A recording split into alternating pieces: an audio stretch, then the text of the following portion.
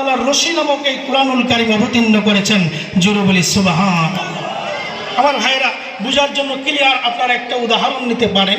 যেমন মনে করেন আপনাদের ভুরুঙ্গামারি বাদ স্থানে একটা 30 তলা বিল্ডিং অথবা 40 তলা বিল্ডিং হয়েছে।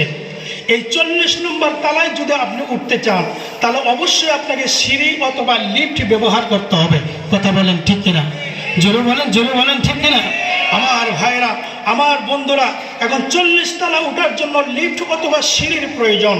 কিন্তু দুঃখের বিষয়, পরিতাপের বিষয়, বিল্ডিং যিনি বানালেন তিনি কিন্তু কি বানান নাই, লিফটও বানান নাই, সিঁড়িও বানান নাই। কিন্তু আপনাকে 30 তলা উপরে উঠা লাগবে। বলেন তো বিকল্প কোনো বুদ্ধি করার সুযোগ আছে না নাই? জোরে বলেন আছে না নাই? এবার আসুন, 30 নম্বর তলার উপরে থেকে যদি মোটা একটা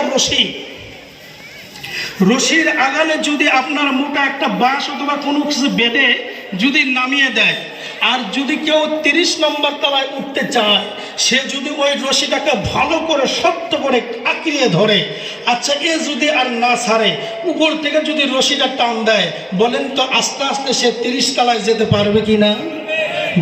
জোরে বলেন পারবে কিনা? আমার ভাইরা, বাস এটুক বুঝলেই যথেষ্ট। আল্লাহ তাআলা এই কুরআনুল কারীমটা দুনিয়ার জমিনে, দুনিয়া শব্দটা তুলে টেনে দেওয়া। দুনিয়ার কাজ হলো মানুষকে টেনে টেনে নিচে অতল গহ্বরে পৌঁছায় দেওয়া। এটা হলো দুনিয়ার বৈশিষ্ট্য। এই দুনিয়াতে মানুষগুলি এসেছে বাবা আদমের মাধ্যমে। কোথা থেকে? আল্লাহর জান্নাত থেকে। আল্লাহ তাআলা এই মানুষগুলিকে আবার জান্নাতে নিয়ে যাওয়ার জন্য কুরআনুল কারীম নামক রশি আল্লাহ তাআলা দুনিয়ার জমিনে প্রেরণ করেছে। জোরে বলি সুবহানাল্লাহ। এজন্য আল্লাহ তাআলা বলেন, ওয়াতাসিমু বিহাবলিল্লাহি জামিআ ওয়ালা তাফাররাকু।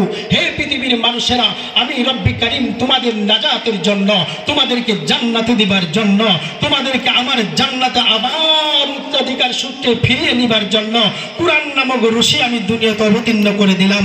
জোরে বলি সুবহানাল্লাহ। ওয়াতাসিমু বিহাবলিল্লাহি জামিআ। তোমরা যদি এই কুরআনুল কারীম নামক রশিটা যদি তোমরা শক্ত করে আঁকড়িয়ে ধরতে পারো, নো টেনশন, গো ফুর্তিতে তোমরা আবার আমার জান্নাতের মালিক হয়ে যাবে। জোরে বলি সুবহানাল্লাহ। তাহলে বোঝা গেল এই কুরআনুল কারীমটা জান্নাতে যাওয়ার জন্য একমাত্র মাধ্যম। এই কুরআনুল কারীম ব্যতীত আল্লাহর কোনো বান্দা আল্লাহর জান্নাতে যেতে পারবে? আমরা তো সবাই জান্নাতে যেতে চাই না, কি বলে? এবার আল্লাহ